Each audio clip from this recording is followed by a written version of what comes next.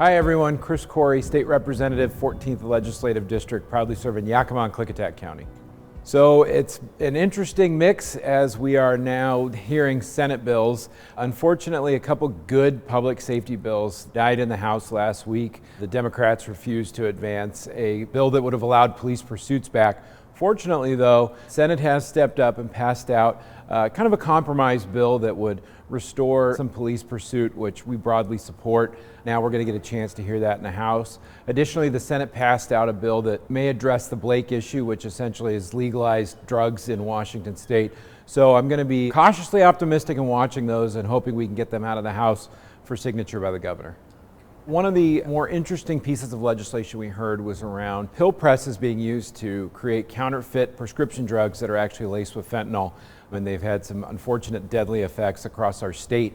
A bill was passed out of the House recently, and I was proud to support it, that would make illegal and ban owning of these pill press machines. There's no reason an individual citizen needs them or should have them, and it was putting our communities at risk, so I was happy to help support that and looking forward to the Senate passing it next.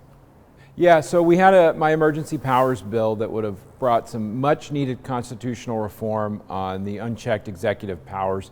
It has not moved forward. Obviously really disappointed about that, but still committed to righting an imbalance between the executive and the legislative body. So we'll be reintroducing that bill next year and pushing to put in some common sense reforms that actually give people a say in how they are governed during an ongoing emergency.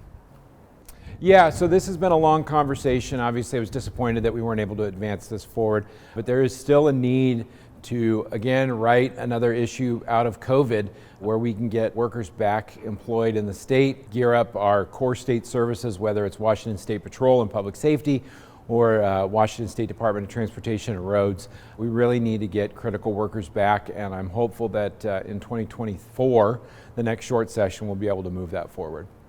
So yet another piece out of the pandemic that we have seen is students falling behind considerably, and the need for us to put some additional resources and focus on addressing learning loss or catching kids back up. We've been active champions of that, knowing full well that we've got to get kids back up and ready, proficient for whatever their plans are post-high school. Additionally, we've looked at further addressing special education, which unfortunately has been severely underfunded in our state, and we're looking for solutions there to help really give schools the ability to properly service kids with special needs and make sure that they get the education they're entitled to.